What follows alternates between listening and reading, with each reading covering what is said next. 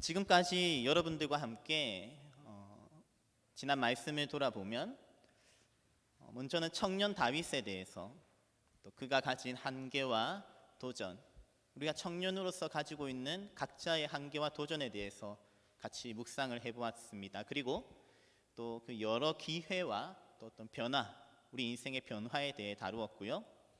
이후에는 이집트의 노예에서 벗어나 하나님의 백성으로 변화되어 가는 이스라엘 공동체에 대한 말씀을 다루었습니다.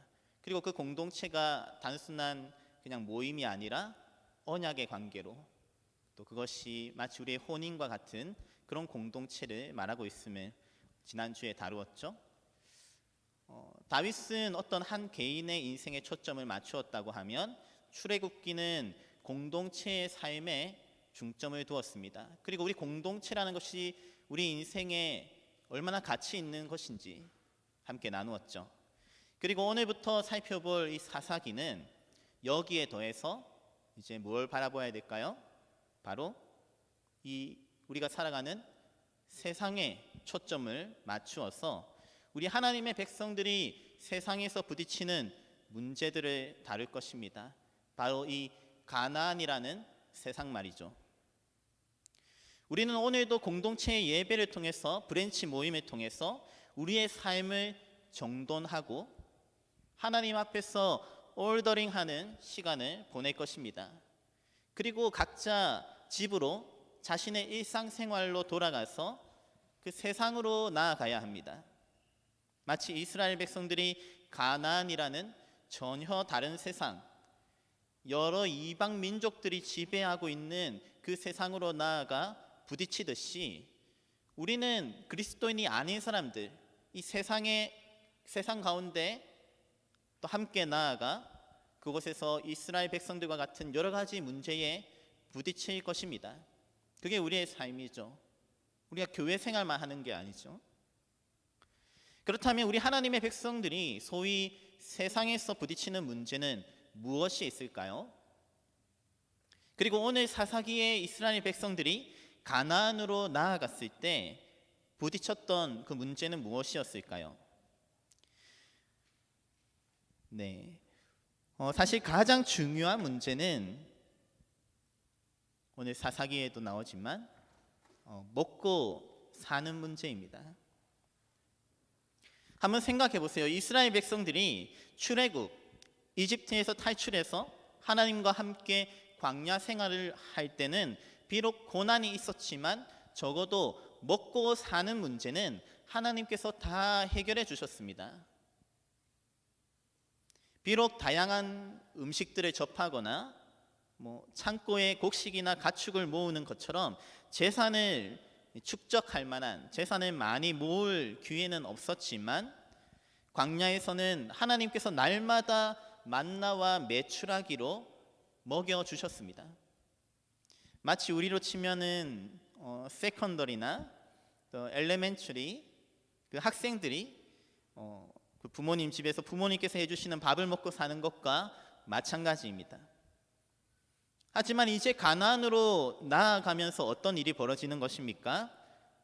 우선 이 만나와 메추라기가 끊어졌습니다.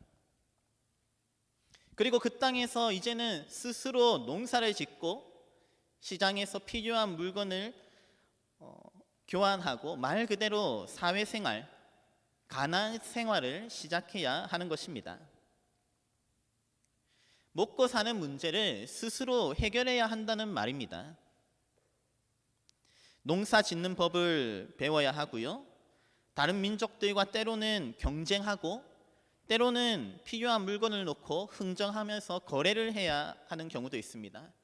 그리고 그 거래를 잘못하면 크게 내가 손해를 보게 되죠. 우리 가족들이 피해를 보게 되는 것입니다. 그래서 우리가 이 가나안에서 우리의 절실한 문제는 살아남아야 된다는 것입니다. 오늘 조금 진지하죠? 하지만 그것이 오늘 하나님의 백성, 우리가 세상에서 맞닥뜨리는 문제입니다. 이걸 얘기하지 않는다는 건 사실 여러분들을 속이는 거죠. 그렇다면 이 문제를 이스라엘 백성들은 어떻게 해결했을까요? 광야를 떠도는 유목민, 그 노마드의 삶, 그 삶을 살다가 가나안이라는 이 농경 문화권에 들어가면 제일 먼저 해야 할 일이 무엇일까요? 우리도 여기 계신 우리 청년들 다 마찬가지일 거예요. 우리도 독립해서 이 밴쿠버의 삶을 시작할 때 가장 먼저 해야 할 것이 무엇입니까? 바로 집을 구하는 것이죠. 그리고 두 번째가 잡을 구하는 것입니다. 물론 우리는 다 신실한 사람이기 때문에 첫 번째가 교회를 정하는 것, 그렇게 예배 드리는 것, 우리 여기 다 신실하기 때문에 저는 첫 번째가 그럴 거라고 생각해요. 하지만 그거 빼고, 우리 다 그런 신실한 하나님의 백성들이니까 그거 빼고 현실적으로 우리가 부딪힐 때 가장 중요한 건 우리가 지낼 만한 집을 찾는 것이죠.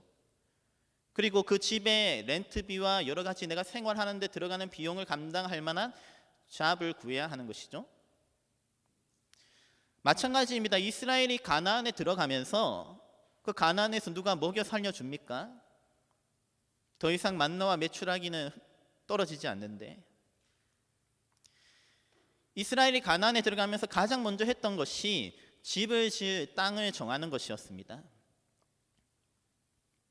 물론 여호수아서에 보면 이 땅과 거처를 마련하는 일까지는 하나님께서 어느 정도 도와주십니다. 하나님의 도움으로 이스라엘 백성들이 가나안의 땅을 얻었죠. 하지만 그 땅에서 집을 짓고 농사를 짓는 기술은 하나님께서 가르쳐 주시지 않으셨습니다. 이게 놀라운 일이죠. 그러니 가나안 땅에 처음 갔을 때 여러분 생각해 보세요. 내가 천막만 치고 살다가 이제는 내가 지낼 만한 집을 지어야 돼요. 흙으로 돌로 뭔가 연결시키고 기둥을 세우고 그런 걸 내가 새롭게 배워야 된다는 것입니다. 농사도 해본 적이 없는 사람은 갑자기 시키면 땅이 있어도 못해요. 여러분 지금 제가 여러분들에게 스탠리 파크 같은 이런 좋은 땅을 줬을 때 여러분들 농사 지을 수 있겠어요? 농사 지을 수 있겠어요?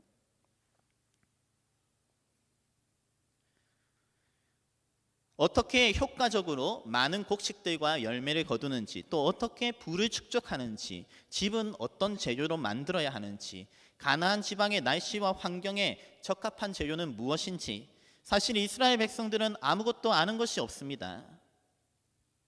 그래서 자연스럽게 누구를 따라 해야 되겠습니까? 이스라엘 백성들이 누구를 따라 했을까요? 바로 그 땅에서 오랫동안 집을 짓고 농사를 지어온 가나안 사람들, 이방 민족들이 어떻게 사는지 바라보는 것입니다. 그리고 자연스럽게 그들의 문화와 종교를 배우는 것입니다. 여기에서 오늘 본문에 이 바알과 아스다롯이 나오는 거예요. 여러분 보통 큐티 하면서 오늘 또 브랜치 모임 하면서 나눔할 때 바알과 아스다롯을 섬기는 사람 손들 사람이 있을까요? 아무도 내가 바알과 아스타롯을 섬긴다고 생각하는 사람 없을 거예요.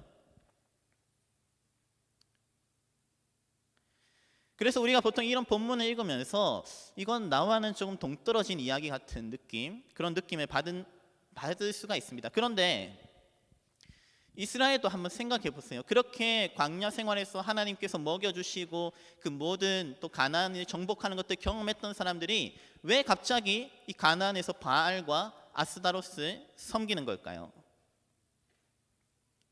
그것은 바로 이 바알과 아스다롯이 당시 가나안의 그 농경 문화에서 필수적인 요소였기 때문입니다. 한번 바알의 사진을 볼까요? 자, 사진 하나 준비했는데요. 구글 치면 그냥 다 나오는 거예요. 구글에서 바알 치면 다 나오는 거예요. 여러분이 바알을 한번 보시면 어떤 신처럼, 뭐 하는 신처럼 보여요? 이 신이 뭐 하는 신일까요? 머리에는 황소의 뿔이 달려 있고 오른손에는 몽둥이 같이 생긴 그 철퇴, 그리고 왼손에는 마치 번개 모양의 그 뾰족한 지팡이를 짚고 있죠. 그렇다면 여러분 이 바알이라는 신은 주로 무슨 일을 하는 신일까요? 네, 바로 이 번개를 통해서 농사에 필요한 물을 제공하고 항소와 같이 농사일을 돕는 기술을 제공하는 신입니다. 한국도 얼마 전까지만 해도 지금도 그럴 거예요. 시골 같은 데 가면 농사를 지을 때 꼭 이 기우제라든지 또 무당을 불러서 비를 내리는 의식을 치르곤 합니다. 대부분의 고대 사회 농경 문화에는 대부분 그런 게 있어요. 왜냐하면 옛날에는 그 댐이라든지 그런 것들이 좀 부족하기 때문에 거의 전적으로 그 물을 비로 공급을 받기 때문에 그런 거예요. 그래서 여러분들 옛날 그 고대의 신들을 보면 최고의 신들은 다 번개와 관련이 있어요. 왜냐하면 번개가 비구름을 부르기 때문이죠. 그리스의 최고의 신 누구죠? 제우스도 보면 번개의 신이고, 북유럽에 우리가 잘 아는 토르도 망치로 뭐 하는 거예요? 번개를 치는 거잖아요. 모두 비를 부를 수 있는 능력을 가지고 있죠. 왜냐하면 당시에는 비가 유일한 그 물 공급원이었기 때문입니다. 그리고 두 번째로 아스다로스 생각해 보세요. 이 아스다로스는 흔히 다산을 제공하는 신으로 알려져 있습니다. 당시 사람들에게 다산, 그 아이를 많이 낳는 것이 왜 필요했을까요? 왜 필요했을까요? 왜 애를 많이 낳아야 되죠, 여러분? 여러분들 나중에 애 많이 낳을 거예요? 저도 결혼하기 전에는 우리 같이 연애하고 결혼할 때는 3명까지 낳자고 했었는데 지금 생각해보면 무슨 이유가 없었던 것 같아요. 그냥 그렇게 낳고 싶어서. 근데 여러분 애를 왜 많이 낳아야 되죠? 사실 지금처럼 이 기계화된 그 농업과 달리 당시 이 고대의 농경 산업은 대부분 가축과 그 사람의 순수 노동으로, 그 노동만으로 농사를 지어야 했습니다. 그러니 당시의 농업은 늘 일손이 부족했고 가정 안에 자녀가 많이 있어야 가업이 잘 되는 구조였습니다. 그래서 고대 사회에는 때때로 그 자녀를 더 많이 얻기 위해서 일부 다처제를 추구하기도 했습니다. 그런 다 문화적인 맥락이 있는 거예요. 그만큼 노동력이 중요한 사회이기 때문입니다. 그런데 바로 이 아스다로시 그와 같은 다산의 축복, 농사에 꼭 필요한 노동력을 약속했던 것입니다. 만약 여러분들이 이런 문화 속에서 여러분들이 자라나고 또 이런 문화 속에서 살아간다면 여러분들은 어떻게 했을 것 같아요? 어떤 선택을 하시겠습니까? 가나안 사람들이 농사를 짓는 모습을 유심히 살펴보니까 꼭 이 농사를 짓기 전에 바알에게 제사를 지내면서 비가 내리기를 비는 것입니다. 그리고 때때로 당시의 종교를 보면 비나 원하는 것을 얻기 위해 자기 자녀까지 제물로 바치기도 해요. 우리 조선시대도 마찬가지예요. 여러분 조선시대가 굉장히 여러분들 무슨 양반 사회 절대 아니에요. 우리 심청전 보면 심청이를 자기 아버지 눈뜨게 알고 심청이를 제물로 바치잖아요. 그런 사회. 고대 사회는 그런 사회였어요. 성경에도 그런 장면이 나옵니다. 다 굶어 죽게 생겼으니까 이제 자식도 보이지 않는 거죠. 자식을 신에게 제물로 바치는, 피의 제물로. 그래서 여러분들 우리 지난주에 출애굽기에 제사를 바쳤잖아요. 동물로 제물을 바치는 것은 굉장히 그것은 사람의 가치를 존중하는 신입니다. 잘 생각해 보세요. 고대의 신들이나 지금도 마찬가지고 남미나 이런 데 대개 아프리카나 이런 데 보면 인신 제물 바치는 거 있어요. 그런데 인신 제물을 금지하고 가축만으로 제물을 드리게 하는 것, 그것은 여호와 하나님의 어떤 인격적인 그 하나님의 그 사랑과 인격을 보여주는 것입니다. 당시의 고대 사회는, 가나안 사회는 자식을 희생시켜서라도 비를 얻겠다 이런 사회예요. 그야말로 잔혹한 비극적인 세상이죠. 그런데 여러분 사실 지금도 그와 비슷한 일들이 일어나곤 합니다. 집안을 먹여 살리고자 자식을 희생시키는 그런 잔혹한 우상이 지배하는, 먹고 사는 문제가 최고가 되는 그런 지배하는 세상이 바로 우리가 살아가는 이 세상이죠. 그러니 자녀들에게 하나님의 말씀을 가르치고, 그리고 자녀들의 앞길을 축복하고 믿음 안에서 양육하겠다고 서약하는 그 믿음의 가정이 얼마나 귀한지 모릅니다. 여러분, 생각보다 고대 사회도 마찬가지지만 자식이 나보다 잘 되는 것, 그것을 바라고 축복하는 종교, 또 그런 믿음 사실 별로 없어요. 여러분들, 사람이 얼마나 이기적인지 모르죠. 그런데 우리 기독교인들은, 그리스도인들은 자식이 잘 되기를 기도하고 축복하고, 또 이 자녀를 하나님의 자녀로 잘 양육하겠다고, 책임지고 양육하겠다고, 이 자녀를 버리지 않겠다고 서약하고 약속하고, 그게 바로 여러분 유아 세례입니다. 유아 세례의 의미는 그런 거예요. 저는 제 딸이 태어날 당시에 저는 작은 교회의 개척 교회를 맡아서 거기서 이제 목사를 했기 때문에 제가 제 딸에게 유아 세례를 주었어요. 흔치 않은 기회죠. 그래서 저는 되게 그 시간들이 기억이 많이 남고 소중합니다. 그 아이에게 세례를 주면서 하나님, 이 아이가 하나님 백성으로 잘 자라고 정말 축복된 자녀가 되었으면 좋겠습니다. 그리고 그렇게 자랄 수 있도록 우리도 최선을 다하겠습니다. 그리고 그렇게 키울 수 있도록 하나님께서 물질과 필요한 것들 채워주세요. 기도하면서 유아 세례를 주는 것, 여러분들이 앞으로 가정을 이루어도 그런 가정을 이룰 수 있기를 축복합니다. 저는 정말 그래요. 그런 가정이 얼마나 이 세상에, 이 가나안이 지배하는 세상에 얼마나 귀한지 몰라요. 하나님의 백성들이. 그래서 하나님의 백성들이 사는 방식은 분명히 세상의 방식과 다릅니다. 돈을 버는 의미, 자녀를 양육하는 의미가 달라요. 가나안이라는 세상은 먹고 사는 문제를 위해서 자식까지도 잔인하게 버릴 수 있습니다. 그렇게 가정을 버리고 떠나가는 사람들이 적지 않아요. 하지만 하나님의 백성들이 만들어가는 가정 안에는 책임감이 있습니다. 자녀를 향한 사랑과 축복이 있습니다. 그래서 부부가, 또 교회 공동체가 함께 자녀들을 위해 기도하고 그들을 가르치기 위해서 주일학교도 하고, 우리 주일학교 선생님들, 우리 단위를 맡고 있는 우리 민규가 단위를 맡고 있나? 우리 단위를 지금 가르치고 있는 우리 선생님도 계신데, 제가 잘 보여야 되는데, 여러분, 그게 이제 교회 공동체예요. 같이 키워가는 거예요. 그리고 한글 학교 하는 거예요. 한글 학교도 하고 주일 학교도 하고, 얼마나 좋아요. 마찬가지 그리스도인 가정은 자녀를 바라볼 때 세상 가나안의 문화와 달리 자녀들을 우리 가문의 기업을 위한 노동력으로 보지 않습니다.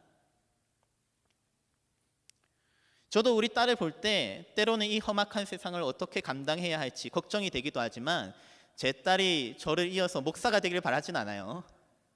네. 하나님께서 이 딸에게 주신 어떤 비전과 달란트와 그것을 따라, 하나님을 따라 또 나아가기를 위해 축복하고 기도하는 것이죠. 하나님이 이 딸이 이 세상의 어떤 기업의 부속품처럼 살지 않게, 그렇게 되지 않게 해주시고, 정말 세상을 변화시키는 하나님의 사람, 그것을 변화시키는 빛과 소금과 같은 인생, 세상을 이롭게 하는 영적인 리더가 되게 해주십시오. 기도하는 것이죠, 우리는. 그래서 하나님의 백성들은 교육에 대해서도 관점이 다릅니다. 보통 우리 학교 교육 한번 생각해 볼까요? 여러분들 여기 이제 캐나다에서 교육받은 분도 계시고 한국에서 교육받은 분도 계신데, 글쎄요, 크게 차이가 얼마나 나는지 모르겠지만 제가 한국에서 받았던 교육을 생각해 보면 대부분 이게 집단 교육이잖아요. 일꾼을 양성하는 데 초점을 맞춰져 있어요. 리더십을 양성하는 교육이 아닙니다. 그래서 그냥 직무 능력만 강조하지, 정말 리더로서 사람들을 어떻게 양육하고 책임지고, 또 그 사람들을 어떻게 인커리지하고, 그리고 어떻게 팀으로서 성과를 내야 되는지에 대한 어떤 테크닉이나 기술 그런 거 가르쳐 주지 않잖아요. 그냥 일꾼으로 직원으로 일을 얼마나 잘할 수 있는지 그걸 가르쳐 주잖아요. 그게 단체 교육이죠. 왜냐하면 경제를 떠받칠 일꾼으로 만들어야 하니까, 지배해야 하니까 그 사람이 리더가 되는 걸 원하지 않는 것입니다. 그가 여러 사람들에게 영향력을 끼치는 리더로 자라는데 큰 관심이 없어요. 그래서 여러분들 학교 교육 받을 때 선생님이 여러분들에게 꿈과 비전에 대해서 물어보았나요? 여러분들에게 리더십에 대해서 이것이 중요하다 얘기해 준 선생님이 있나요? 경건에 대해서 얘기하고 도덕성에 대해서 얘기하고 그런 얘기를 하는 선생님을 만난 적이 있나요? 그냥 사회에서 문제 일으키지 않고 일만 잘하는 사람이 되도록 교육합니다. 그게 바로 가나안의 아스다롯식 우상 숭배이고 아스다롯식의 교육입니다. 이게 가나안의 교육이에요. 하지만 우리 교회는 다르잖아요. 저는 여러분들이 다 나중에 정말 좋은 리더가 되기를 바라고 그걸 위해서 기도하고 그걸 위해 여러분들 훈련시키고 그럼 여러분 단체 교육으로 되는 게 아니에요. 제가 몇 번 여러분한테 강의한다고 여러분들이 엄청난 리더가 되고 변하고 가정을 책임질 사람이 된다고 저는 그렇게 생각하지 않아요. 그래서 저는 여러분들 한 사람 한 사람을 만나는 거예요. 직접 여러분 한 사람 한 사람에게 맞게 코치를 하는 거예요. 그게 여러분들 진짜 교육입니다. 여러분들 자녀를 교육할 때도 마찬가지 그 자녀를 한 사람 한 사람 만나서 교육해야지. 물론 단체 교육은 뭐 이렇게 학습하는 데는 도움이 되지만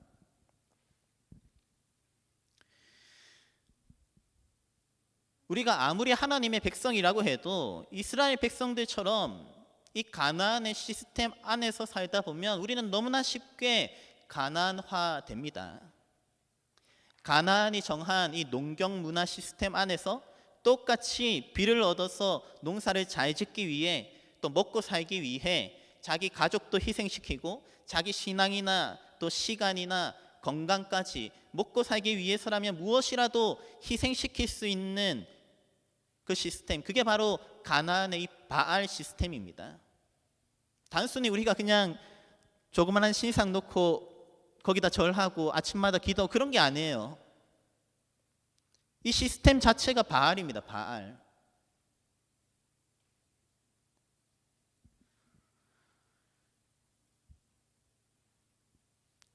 그 노동력을 얻기 위해서 자녀를 생산하는 것, 아스다롯식의 육아와 교육 시스템, 그것이 바로 우상 숭배입니다. 그것은 이 땅 가운데서 오늘날 21세기 캐나다 밴쿠버를 살아가는 우리 하나님의 백성들 역시 마찬가지입니다. 만약 여러분들이 여러분들의 잡과 그 커리어를 위해서 가족이나 내 주변의 소중한 사람 그리고 하나님을 예배하는 것을 희생시킬 수 있다면, 그렇게까지 그것을 붙잡아야 한다면 여러분들은 교회를 다녀도 사실은 하나님이 아니라 이 세상의 시스템 바알을 숭배하고 있을 가능성이 매우 큽니다. 브랜치에서 잘 나누어 보았으면 좋겠어요. 우리가 의식하지 못하는 사이에 우리는 마케팅을 통해서, 광고를 통해서, 그리고 학교에서의 어떤 교육을 통해서 세상의 관행을 당연하게 받아들이는 경우가 있습니다. 제가 그걸 너무나 확실하게 느꼈을 때가 뭐냐면, 제가 자녀를 양육하면서, 양육까지는 아니죠. 이제 제가 와이프와 이제 출산을 앞두고 병원을 선정할 때 그런 일이 있었어요. 당시에 좀 유행했던 어떤 출산도 여러분들 굉장히 마케팅이 많이 되더라고요. 그래서 이제 병원들마다, 한국 병원들이 이런 방식의 출산이 제일 좋다, 아이들에게. 그래서 그때 제가 이름이 정확하게 기억은 안 나지만 하여튼 자기들 병원에서 아기를 낳으면, 아기가 탁 나오면 그 물 같은 데 있잖아요. 그런데 이렇게 탁 넣어서 아기에게 엄청난 안정감을 준대. 그리고 이제 부모와 같이 교감할 수 있도록 뭔가 이런 기회를 준다는 거예요. 혹하잖아요. 너무 좋은 것 같은 거예요. 그래서 그 병원에서 정말 아기를 이제 낳으려고 했어요. 그런데 막상 이 출산할 때 되니까 저는 굉장히 로맨틱하잖아요. 아기를 낳는 모습이. 저는 그런 환상에 젖어가지고 정말 그런 줄 알고 있었는데 막상 아기를 낳는데 굉장히 위급한 거예요. 그렇게 뭐 여유 있게 아기를 낳아서 물에 담그고 이게 안 되는 거예요. 실제로는. 같이 그 자리에서 아이 낳는 걸 보게 해준다고 해서 난 정말 보고 싶어서 같이 이렇게 하면은 아기 낳는 걸 내가 볼 수 있구나. 그렇게 해서 갔는데 저보고 나가라는 거예요. 위급하니까 나가라고 하고, 그리고 자기들끼리 뭐 하는데 뭐 그냥 똑같이 탁 나오면은 엉덩이 탁탁탁 치면서 그냥. 그런데 더 충격적이었던 건 그 병원에서 조금의 어떤 실수가 있어가지고 이제 우리 아내의 출혈이 멈추지 않는 거예요. 그때 저는 정말 무너졌습니다. 그래서 대학병원에 그 새벽에 가서 거기서 정말 그 의사 선생님, 그 대학 교수 의사 선생님이죠. 잘못하면 자궁을 드러내야 될 수도 있고, 제가 그 실려가는 걸 봤기 때문에 피가 모자라서 얼굴이 하얗게 되고 정말 사람이 죽을 수 있겠구나. 전 처음 그런 걸 봤어요. 그게 저한테 너무 큰 충격이었습니다. 이렇게 아이를 출산한 것이 이렇게 위험하고 어려운 일이라는 것을 상상도 못하고 저는 그 병원이 잘해줄 줄 알고 마케팅에 속아가지고 제가 그때 다행히 출혈도 멈추고 자궁을 드러내지도 않았어요. 그리고 이제 3일 정도 입원해서 역시 대학병원이 정말 잘한다 생각을 많이 했어요. 정말 이렇게 출혈이 딱 멈췄어요. 근데 간단한 조치였어요. 그 간단한 거를 못 해가지고 대학병원까지 갔다는 게 저는 너무, 하여튼 한 3일 정도 아내와 같이 입원하고 그 다음에 다은이를 만나러 갔습니다. 근데 그 사이에 제가 얼마나 많이 울었는지 몰라요. 아내가 큰일 당할까 봐도 많이 울었고 정말 또 제가 너무 어리석었구나 이런 생각이 또 많이 울었고, 어리석었다는 생각을 많이 했죠. 그 병원을 선택했던 것에 대해 후회하면서 사실 이 산모와 아이의 건강이 가장 중요한 것인데 내가 이 병원의 마케팅에 속았구나. 내가 이렇게 세상의 어떤 유행에 속아 넘어가기 쉬운 사람이구나. 내가 본질을 놓치고 있었구나. 깨닫는 계기가 되었습니다. 이처럼 우리가 가나안의 시스템, 이 세상에 살다 보면 우리도 모르게 뭔가 본질을 놓칠 수가 있어요. 하나님의 백성으로서 뭐가 소중한 가치인지 잊어버리고 이 세상의 광고와 그 마케팅과 그리고 이 세상이 당연하게 여기는 것을 나도 그렇게 따라가는 경우가 많다는 것이죠. 그래서 우리는 살다 보면 우리도 모르게 바알과 아스타로스 숭배하고 있을 가능성이 매우 많습니다. 우리가 깨어있지 않으면, 분별하지 못하면 그렇게 되는 경우가 많아요. 내 소중한 사람보다 내 커리어가 더 중요해진다든지, 대학에선 그렇게 가르치잖아요. 커리어가 중요하니까 그걸 최우선으로 해야 된다. 내 신앙이나 하나님보다 잡이 더 중요해진다든지, 왜냐하면 먹고 살기 위해서 렌트비를 내고 학자금 대출을 갚아야 하니까, 물론 당연하죠. 하지만 그 상황에서 우리는 정말 우리 삶에 소중한 것이 무엇인지, 우리 삶의 우선순위를 정리하는 올더링이 필요합니다. 그게 바로 신앙입니다. 신앙. 돈을 조금 적게 벌더라도, 학자금을 조금 늦게 갚더라도 우리는 우리의 소중한 것을 놓쳐서는 안 됩니다. 조금 불편함을 감수하더라도 내 신앙과 가정, 소중한 사람을 위해서라면 그 사람을 위한 시간을 확보하고, 내가 더 이래서 돈을 벌 수 있는 그 시간을 포기하더라도 예배드릴 수 있는 시간을 확보하고, 여러분 그게 신앙이에요. 그것은 우리의 영적 전쟁터 가운데서 수많은 결정들과 그런 사이에서 뭔가를 선택하는 것이 신앙이죠.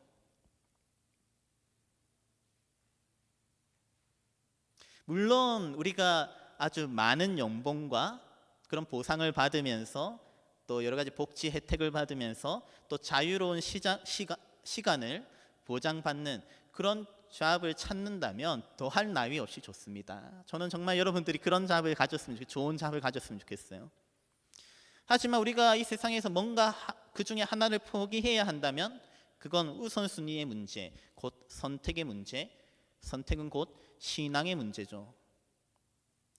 오늘 이스라엘의 삶을 잘 살펴보세요. 그렇게 가나안의 방식으로 바알과 아스타롯의 시스템을 따라 자녀를 많이 낳고, 글쎄요, 그들이 조금 더 부를 축적했는지는 모르겠습니다. 정말 가나안 방식대로 해서 많은 소출을 얻었는지 모르죠. 그런데 더 중요한 것은 14절에 어떤 일이 일어납니까? 여호와께서 이스라엘에게 진노하사 노약하는 자의 손에 넘겨주사 그들이 노약을 당하게 하시며 또 주위에 있는 모든 대적의 손에 팔아 넘기심에 그들이 다시는 대적을 당하지 못하였으며. 여러분 나중에 돈을 많이 벌어보세요. 정말 저는 여러분들이 돈을 많이 벌어서 선한 일에 사용하고 또 가정을 돌보고 아이에게 최고의 교육을 해나갈 수 있는 그런 그렇게 되기를 정말 바라요. 정말 여러분들 그렇게 됐으면 좋겠어요. 근데 여러분 돈을 많이 벌게 되면 그 돈 냄새를 맡고 기가 막히게 사람들이 붙습니다. 어떤 사람들이죠? 사기꾼들이 붙는 거죠. 기가 막히게 여러분들이 돈이 많은 걸 알고 돈이 있는 걸 알고 접근해서, 여러분 그게 세상이에요. 여러분 세상이 그렇게 호락호락하지 않잖아요. 눈 깜빡할 사이에 우리의 재산이 날아가는 게 세상이죠.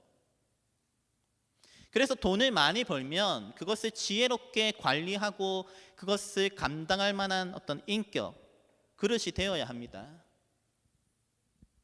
그래서 여러분들 어느 정도 돈을 벌면 그 부를 지키는 게 더 어려워요. 아니면 어느새 마케팅에 의해서 뭐에 의해서 다 빼앗기게 돼 있습니다. 그래서 우리 돈을 관리하는 것도 기도하면서 지혜를 구해야 할 문제죠. 그런데 지금 이스라엘에게는 그런 영적인 감각이 없습니다. 더군다나 오늘 본문은 이 일을 하나님께서 주도하셨다고 합니다. 하나님께서 그 노약하는 자를 보내셔서 그들이 열심히 벌었던 것 한 방에 다 날려버리고, 얼마나 마음이 속상했을까요? 여호와께서 이스라엘에게 진노하사 15절에 그들이 어디로 가든지 여호와의 손이 그들에게 재앙을 내리시니. 하지만 여러분 오해하지 마세요. 이것이 하나님의 어떤 감정적인 대응, 너희도 이제 한번 당해봐라, 그런 진노가 아니에요. 계속해서 15절 나머지를 보면 곧 여호와께서 말씀하신 것과 같고 여호와께서 그들에게 맹세하신 것과 같았다. 이것이 바로 지난주에 우리가 다룬 약속입니다. 언약의 관계예요. 하나님과의 어떤 언약 관계, 결혼 관계로 맺혀져 있기 때문에 우리가 하나님을 배신하면 하나님께서 어떻게 하시겠다? 그게 신명기에 다 나와요. 이런 부분들은 제가 금요일 새벽 예배 때 좀 자세히 얘기했기 때문에 궁금하신 분 그런 그 설교를 영상을 한번 보세요.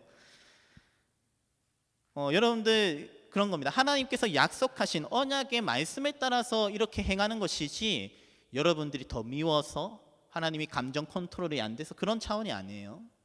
오해하지 마세요. 그렇다면 하나님께서는 이 문제를 어떻게 해결하실까요? 어떻게 해결하셨을까요? 오늘 15절 마지막 절을 보면 이런저런 문제로 인해 이스라엘 백성들의 괴로움이 심했다고 합니다. 그렇지 않겠어요? 내가 대학도 졸업하고 열심히 학자금도 다 갚고 이제 조금 시드머니를 어느 정도 모아서 이걸로 뭔가 투자를 해가지고 집도 사고 뭘 할 수 있는데 이 돈이 갑자기 날아간 거야. 여러분 그렇게 됐을 때 이 자리에 버틸 수 있는 사람은 얼마나 될까요? 무너지지 않고.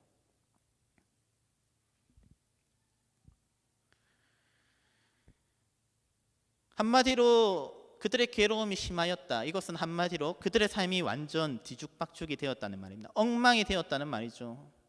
그래서 16절을 보시면 하나님께서 이 상황에서 누구를 세우시느냐? 바로 사사를 세우사 노약자의 손에서 구원하게 하셨다 할 때 이 사사, 영어로 보면 judges죠. 판단하다. 그래서 영어 성경을 보면 사사기가 영어로 judges예요. judges. 다시 말해 하나님께서 어떤 사람을 보내주신다? 올바로 판단하고 분별하는 사람을 통해서 이스라엘을 구원하신다. 여러분들 이 세상에 살아가는데 반드시 필요한 게 이 저지스예요. 분별하고 판단하고 무엇이 바른 것인지 정신을 똑바로 차려야 돼요. 다시 말해 우리의 삶이 망가지고 엉망이 되었을 때, 열심히 일했는데 결과는 따라오지 않을 때, 사회에서도 힘겨운데 영적으로도 하나님과의 관계가 무너졌다면 우리들은 우리 삶의 우선순위를 조정하고 올더링 할 수 있도록 기도하며 우리를 올바른 판단으로 이끄시는 성령님께 의지하고 기도해야 합니다. 또한 공동체에서 리더들과 간사님과 목사님과의 만남을 통해 같이 이 문제를 고민하고 기도하고 분별하고 바로잡는 능력을 키워야 합니다. 그런 사사들의 이야기가 그 다음부터 이어져요. 저는 조금 아쉬운 게 이 사사들 한 명 한 명 살펴보는 게 굉장히 재밌거든요. 그런데 이번 큐티에서 GQ에서는 그게 안 나오더라고요. 그래서 내가 굉장히 실망했는데, 그건 여러분 다음 겨울 수련회 때 한번 집중해서 에훗과 드보라와 여선지자 드보라와 입다와 나중에 삼손까지 겨울 수련회 때 한번 볼게요. 그러면 기도해 주세요. 네. 아무튼 여러분들 이 17절을 보면 이스라엘 백성들이 그럼에도 불구하고 사사들에게 순종하지 않고 다른 신들을 따라갔다고 합니다. 이 얼마나 고집이 있어요. 바알과 아스타롯이 통하지 않는 것 같으니까 다른 방식, 다른 성공 공식을 인터넷으로 서칭하고 있는 거예요. 다른 방식으로 어떻게 내가 해볼 수 있는 방법이 없을까 서칭하고 있는 거예요. 그러다가 마침내 18절에 슬피 부르짖어 기도했다 이렇게 돼 있죠. 결국 마지막에 할 수 있는 거는 슬피 부르짖어 기도했다. 여러분 여기까지 가기 전에 그냥 기도하세요. 여기까지 가기 전에 금요 기도에 나와서 같이 기도하세요. 여기까지 가기 전에 여러분 기도 훈련도 받으시고 여러분들이 기도함으로 이겨나가는 것을 훈련해 보세요. 그리고 하나님 앞에 이렇게 기도할 때 하나님께서는 뜻을 돌이키셨다. 오늘 말씀에 그렇게 되어 있죠. 뜻을 돌이키셨다. 그의 삶을 회복시키시고 다시 하나님의 사람으로서 세상에 맞서 싸울 수 있도록 일으켜 주십니다.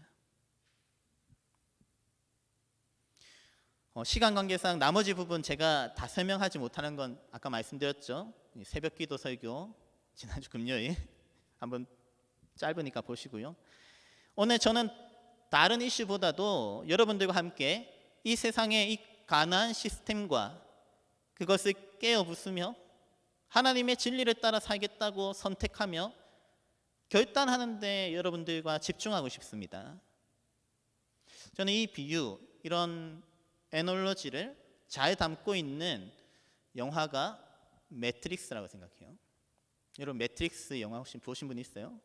이 오래된 영화인데 12월에 매트릭스 후속편이 나온다고 해서 제가 조금 기대하고 있는데 같이 보러 가실 분은 네, 제 티켓 좀 사주세요.